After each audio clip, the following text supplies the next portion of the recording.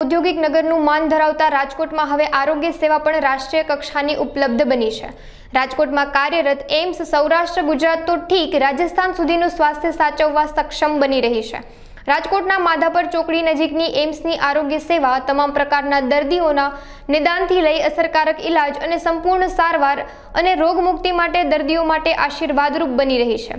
એમ્સમાં આધુનિક ટેકનોલોજી અને વિશ્વકક્ષાની સાધન સુવિધાની સાથે સાથે તમામ અલગ અલગ વિભાગના નિષ્ણાત ડોક્ટરની ટીમ, જુનિયર તબીબો અને ફરજની સાથે સાથે માનવતાને અગ્રેસર ગણી આરોગ્ય સેવામાં કાર્યરત નર્સિંગ સ્ટાફની નિષ્ઠાપૂર્વકની સેવાથી એમ્સ માત્ર મલ્ટી સ્પેશિયાલિસ્ટ હોસ્પિટલ જ નહીં પરંતુ સેવાનું માનવ મંદિર બની રહી છે। अब तक की मुलाकात में एम्सना डायरेक्टर जनरल डॉक्टर CDS कोटेचे एम्सनी स्थापनाथी लई तबक्कावार एक पछी एक विभागों शुरू करवाथी लईने तमाम बोर्ड में निष्णात स्पेशियालिस्ट डॉक्टरोथी लईने मानवता साथे सेवा बजाववाना अभिगम धारी नर्सिंग स्टाफ और जूनियर तबीबोनी चीवटपूर्वकनी सेवाथी एम्स अत्यारे सौराष्ट्रनी ज नहीं राज्यनी तो ठीक राजस्थान सुधी स्वास्थ्य सेवानी रखेवाड़ बनी रही है। कांग्रेचुलेशन, जिस तरह से राजकोट एम्स ने जो ग्रोथ किया है और जिस तरह से इतना वर्क हो रहे हैं, हमने तो बहुत नज़दीक से आपका वर्क देखा है, तो वी रियल हमको भी प्राउड फील था। तो बताया कि इतना अच्छी तरह से इतना अच्छा एम्स को मतलब टीम मिली है, टीम भी अच्छी मिली है, तो इसके लिए आपको भी कांग्रेचुलेशन है कि इतना अच्छा काम आप कर रहे हो। कि पर्टिकुलरली राजकोट है ना, वो सौराष्ट्र को रिप्रेजेंट करते हैं। तो जिस तरह से राजकोट में एम्स का जो डेवलपमेंट हुआ है और जो लोग बेनिफिट है, 3 लाख से ज़्यादा अपने यहाँ OPD पर क्रॉस होगी, वो भी एक मेरे लिए एक बहुत प्राउड के लिए मोमेंट बोला जा सकता है। आपको यहाँ कैसा लगा? आपने इतना देखा है कि सौराष्ट्र में जो पोजीशन है, जिस तरह से मेडिकल हेल्थ केयर के लिए के जो इश्यूज था, ज़्यादातर आपके यहाँ लोगों किस टाइप का लोग आए और क्या उसको बेनिफिट आपको? एम्स का मतलब ही सौराष्ट्र रीजन में खोलने का ये था कि बाकी जगह देखो, अहमदाबाद है वो बॉम्बे एक्सेसिबल है, अहमदाबाद में बड़े बड़े अस्पताल हैं, यही एक रीजन है जिसमें थोड़ा सा कमी था। तो इसलिए जो इसका चुनाव हुआ कि राजकोट में एम्स बनेगी या बड़ोदरा में बनेगी, तो राजकोट बिल्कुल सही जगह का चुनाव था सौराष्ट्र रीजन। और जब से मैं आया हूँ मई 21 से हमने 6 महीने के अंदर हमने अपनी OPD सर्विसेज शुरू कर दी थी परमानेंट कैंपस में। उसके बाद हमने पीछे मुड़ के देखा नहीं, और वो कोरोना का पीक टाइम था। हमने कंस्ट्रक्शन पे ध्यान दिया, हमने एक बिल्डिंग नाइट शेल्टर तैयार करवाया, वहां पे हमने OPD शुरू की। उसके बाद जैसे हम आगे बढ़े एकेडमिक्स में, रिसर्च में और पेशेंट केयर में, आपको पता ही होगा कि इसी साल फरवरी में माननीय प्रधानमंत्री जी ने 250 बेड की हमारी OPD सर्विसेज भी शुरू कर। इसके साथ साथ जो इक्विपमेंट थे उनका प्रोक्योरमेंट जो हमारा सरकार की तरफ से होता है, हमने उसको भी अलाइन किया कि जैसे हमें स्पेस मिलेगी वो इक्विपमेंट आ जाए। जैसे CT का अभी कमरा बना है तो CT अभी 2 महीने में आ जाएगा। रेडियोथेरेपी का जैसे ही नीचे बेसमेंट तैयार हुआ, अभी रेडियोथेरेपी की मशीनें इंपोर्ट होके आ रही हैं, वो आने शुरू हो गई। हम लोगों ने सर देखा कि इंफ्रास्ट्रक्चर जैसे रेडी होता है, इमीडिएट उसका यूज करने लगे, मतलब टाइम गैप कहीं पे भी नहीं छोड़ा जाता है एकदम। मतलब तो जैसे मतलब इंफ्रास्ट्रक्चर रेडी हो रहा है, हम अंदर जा रहे हैं इमीडिएट। और ये एक चीज देखो, इसमें HR को अलाइन करना, इक्विपमेंट को अलाइन करना, ये सारी चीजें इकट्ठी होती है। कब HR, कब मैं रिक्रूटमेंट करूं, रिक्रूटमेंट करके बैठने की जगह नहीं है, फायदा नहीं। तो कब मैं उसकी रिक्रूटमेंट करूं, जैसे सुपर स्पेशलिस्ट की अभी रिक्रूटमेंट ड्यू है, वो भी मैं करूंगा। तो जैसे ही मेरे को जगह मिलेगी उसके हिसाब से मैं करूंगा, और 3 महीने के अंदर वो आने शुरू हो जाए। एक दूसरा सब आपके यहाँ सबकी मतलब जो पेशेंट रहते हैं वो, क्योंकि और मतलब छोटे तालुका लेके तहसील के लेके अपन देखते हैं कि PSC सेंटर होता है और डिस्ट्रिक्ट लेवल पे एक सिविल हॉस्पिटल होती है, इस टाइप का सब इंफ्रास्ट्रक्चर ऑलरेडी है इतने साल से। लेकिन वहाँ की जो सिस्टम होती है, वहाँ की जो डिसिप्लिन होती है, और एम्स में आते तो बहुत लोगों को ऐसा लगता है कि हमको कहीं मतलब थोड़ा सा गंदा करे तो डर लग रहा है कि इतनी अच्छी तरह से मेंटेन हो रहा है। How it is possible sir, इतनी बड़ी इस तरह से पब्लिक हेल्थ केयर अब तक किसी ने देखा नहीं है। ये इसमें दोनों ही पार्टीज का रोल होता है, हमारा भी और जो लोग आते हैं वो भी समझते हैं। अगर आपने देखा होगा कि पान किसी दीवार पे पान के थूक पड़े हैं, दूसरा आदमी भी सोचेगा यार ये तो नॉर्मल प्लेस है, थूकने की, वो भी थूक देगा। और हमारा अगर कोई आदमी ऐसी गलती करता भी है तो वहां पे हमारी सिक्योरिटी लगी है, सफाई वाले लगे हैं, हम उसको 2 सेकंड से ज्यादा रहने नहीं देते। तो वो अपने आप आदमी को आके लगता है, कई बार तो कई लोग बाहर जूता खोल के आगे जाने लगते हैं तो हम उनको बोलते हैं नहीं भैया इसमें तुम जूता नहीं खोलना है, तुम अंदर नहीं। वो देखते हैं कि भाई दूसरी जगह पे सिविल में जाते पैर लंबा करके बैठे होते हैं स्टाफ, और यहाँ इस तरह से डिसिप्लिन में काम करते रहते हैं, तो भी एक डिफरेंस लोगों को मालूम होता है। डिसिप्लिन ही किसी भी इंस्टीट्यूट की नींव होती है।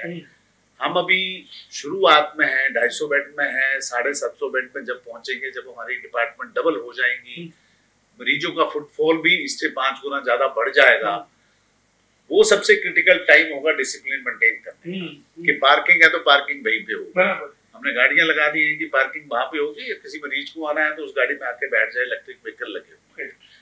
तो डिसिप्लिन जब तक किसी इंस्टीट्यूट में नहीं होगा वो इंस्टीट्यूट ग्रो नहीं कर सकते। दूसरा सर, राजकोट 2 करोड़ मतलब 20 मिलियन लोगों को रिप्रेजेंट करते हैं। तो आज जिस तरह से एम्स में भी जो इंफ्रास्ट्रक्चर हो रहा है, इतना सुपर स्पेशलिस्ट आपके यहाँ आ रहे हैं, ये सब हो रहा है, तो बट नेचर पब्लिक की एक्सपेक्टेशन भी बहुत बढ़ेगी, आपके प्रेशर भी बहुत बढ़ेगा, ये भी सब होगा। नहीं, एकेडमिक और प्रोफेशनल प्रेशर से किसी भी एम्स को तंगी नहीं होती।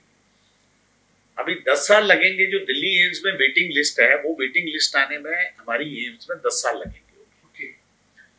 और एम्स राजकोट जो है वो राजकोट के लिए नहीं है, राजकोट एक छोटा सा सेगमेंट है, पूरा सौराष्ट्र, पूरा गुजरात और उसके बाद राजस्थान। अगर राजस्थान में जोधपुर में किस चीज की वेटिंग लिस्ट इतनी चल रही है और हमारे पास कम है तो मरीज हमारे पास आ जाए। तो बाद में ये भी फायदा होने वाला है जब पूरी एक्सपेंशन होगी। ये जो क्रिटिकल स्टेज है आज की स्टेज में, जिसमें हमने पूरे सिस्टम की फाउंडेशन रखनी है, हम पूरे सिस्टम की फाउंडेशन रख रहे हैं, इसमें गलती हो गई तो वो इंस्टीट्यूट ठीक ढंग से नहीं होती। जैसे किसी भी इमारत में पिलर होते हैं, हम अभी उस पिलर रखने की स्टेज में, तो कुछ लोग हैं जो हमें गलत दिशा में भी लेके जा रहे हैं, कुछ लोग हैं जो हमारा साथ भी दे रहे हैं। नहीं, वो हम लोगों ने देखा है कि कोई मिलिट्री से कोई आदमी आता है तो दूसरी को कौन क्या कर रहा है, कौन क्या बोल रहे हैं, उसके माइंड में कुछ नहीं आता। वो तो सरहद पे देखा है दुश्मन का क्या हाल है और अपने वो इस तरह से काम अपना फोकस करके रखे। वही एक बहुत बड़ा बेनिफिट यहाँ हम लोगों को दिख रहा है कि गाँव में क्या चल रहा है वो उससे आपको कोई मतलब नहीं है, और वो हिसाब से आप जो वर्क का जो फोकस करके हो रहे हैं और वो का एक उसका एक विज़न क्रिएट होता है। तो गवर्नमेंट में भी सोचा होगा कि आपको यहाँ बैठाने के लिए कुछ आपको भी उसके में, क्योंकि आज के प्रोसेस से यहाँ क्यों बिठाया जाए। देखो हमारी सिलेक्शन जो होती है वो बहुत ही अप्स एंड डाउन, इतनी लंबी चौड़ी प्रोसेस है कि वो कुछ ही मत। वो क्योंकि appointment committee of cabinet director की अपॉइंटमेंट करती है और अपॉइंटमेंट कमेटी में उसके चेयरमैन होते हैं प्राइम मिनिस्टर और मेंबर होते हैं होम मिनिस्टर। तो जो एसीसी अपॉइंटमेंट होती है वो उनकी जो पूरी प्रोसीजर होती है वो पूरी प्रोसीजर फॉलो होती है। ये नहीं कि उसके उठा के मैंने अप्लाई किया तो मुझे ले लिया, उसमें 1000 लोग अप्लाई करते हैं बीच में। सर एक रिसर्च का आता है कि एम्स मतलब रिसर्च, तो हेल्थ केयर में अभी आज के दिन में जो सिचुएशन है पर्टिकुलरली हम लोग तो सौराष्ट्र की देख रहे हैं, तो हेल्थ केयर के बारे में रिसर्च के लेके एम्स में क्या क्या और अपने स्कोप हो रहा है, आगे की क्या मतलब प्लानिंग आ रही है। एम्स और मेडिकल कॉलेज में एक मेजर फर्क ये होता है, हमारे 3 काम मेन होते हैं। पहला काम रिसर्च, दूसरा टीचिंग, तीसरा पेशेंट केयर। वो तीनों एक दूसरे पे डिपेंडेंट है। पेशेंट केयर नहीं होगी तो रिसर्च नहीं होगी, रिसर्च नहीं होगी तो एकेडमिक्स नहीं होगा। तो produce medical graduate, post medical post graduate, super specialist, paramedics, ये एम्स का काम है, हमें दिया हुआ है। नॉट ओनली दैट, जब हम अपने सेल्फ सफिशिएंट हो जाएंगे हम बाकी मेडिकल कॉलेज की भी हेल्प करेंगे इस चीज। मतलब एम्स की वजह से पूरा सौराष्ट्र मेडिकल एक अलग ही मतलब अलग एम्स इंस्टीट्यूट का नाम सिर्फ मरीजों से नहीं है। हमें जो स्नेह भार्गवा कमेटी ने हमें जो एम्स में स्टाफ होता है फैकल्टी, उसके काम की डिस्ट्रीब्यूशन की है। उसमें 30% टाइम जो आप बिताओगे वो रिसर्च पे बिताओगे, 30% एकेडमिक्स पे, 40% पेशेंट केयर। तो आज के लोगों के दिमाग में ऐसा आता है कि पेशेंट कैसी देखना था, ये जो एक गलत बात है। अस्पताल नहीं है, राइट, ये अस्पताल नहीं है, ये 3 चीजें कर रहा है एम्स जो। अस्पताल तो एक कड़ी है जिसमें एकेडमिक्स भी चलेगा, जिसपे रिसर्च भी हो। और आगे अभी नेक्स्ट 2-3 इयर्स में क्या प्लानिंग है, क्या क्या इसमें है, और अपने को मतलब राजकोट इसमें ये सब आ जाएगा? नेक्स्ट 2-3 इयर्स में हमारी पीजी पोस्ट ग्रेजुएशन की सीट्स और बढ़ जाएंगी, जो कि अभी टोटल मेरे पास 30 हैं, वो और बढ़ जाएंगी। नर्सिंग कॉलेज शुरू होगा, सुपर स्पेशलिटी डिपार्टमेंट शुरू हो जाएंगे, और हमारा एकेडमिक का स्टैंडर्ड और भी हाई जाएगा। सर नर्सिंग में बहुत अभी स्कोप है, मतलब सौराष्ट्र में अभी नर्सिंग में जो आप भी देख रहे हैं कि बहुत बड़ा वैक्यूम है। जो नर्सिंग टीम जो होना चाहिए वो जो इतनी, वो एक बड़ा एक रिक्वायरमेंट भी बहुत रीजन में ज़्यादा होती है। जो नर्सिंग की रिक्रूटमेंट होती है वो सेंट्रल होती है दिल्ली से, तो उसके बेस के ऊपर पान इंडिया से हमारे पास नर्सिंग ऑफिसर चूज होके आते हैं अपनी मेरिट के साथ। तो नर्सिंग को भी हम ट्रेनिंग देते हैं जब वो नए नए आते हैं बच्चे, उसके बाद उनकी प्रमोशन होती है, और आज की डेट में हमारे पास 350 से ज्यादा नर्सिंग ऑफिसर्स हैं। तो बाद में जब नर्सिंग कॉलेज शुरू होगा तो हम खुद, वो सेपरेट ब्रांच होती है नर्सिस, वो कॉलेज अलग होगा, एक मेडिकल कॉलेज हो गया, एक नर्सिंग कॉलेज हो गया, और छोटे छोटे फेलोशिप भी हमने शुरू कर दिए 1-2 ब्रांचेस में। तो इस तरीके से हम आगे बढ़ते हैं। और सर इंफ्रास्ट्रक्चर में क्या क्या अभी अपने प्लानिंग में आ रहा है? इंफ्रास्ट्रक्चर में अभी देखो फेज 1 का 80% से ज्यादा काम कंप्लीट हो गया है, ओनली इंटरनल वर्क बचा है, स्ट्रक्चर सारे तैयार हैं।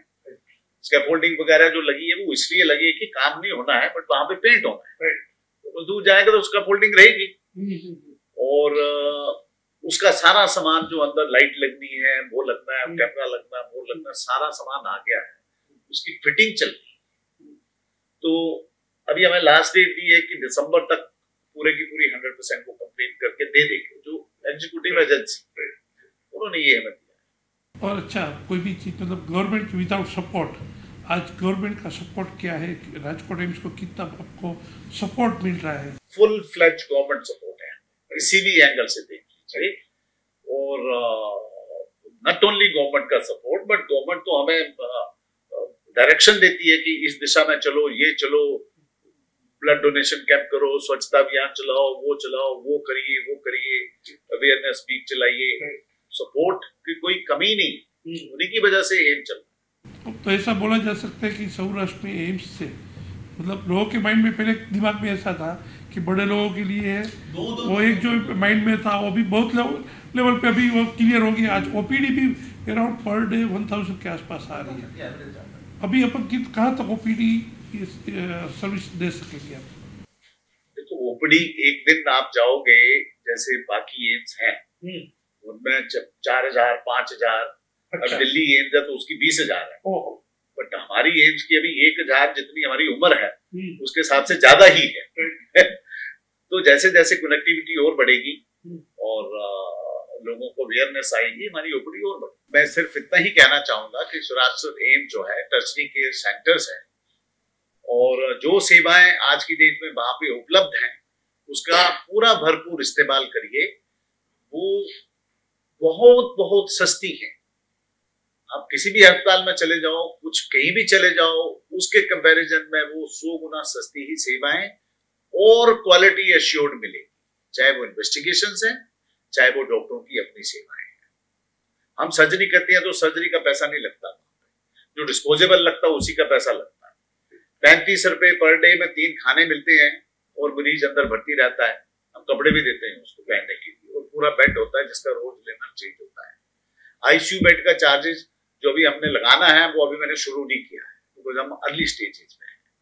डायलिसिस की फैसिलिटी यहाँ पे आएगी, सब कुछ यहाँ पे आएगा, बट मेरे को एक ही उम्मीद है सब हमारा सहयोग दें, क्योंकि मेरी एम्स में अलग अलग जगह से लोग आए हैं, अलग अलग स्टेट से लोग हैं।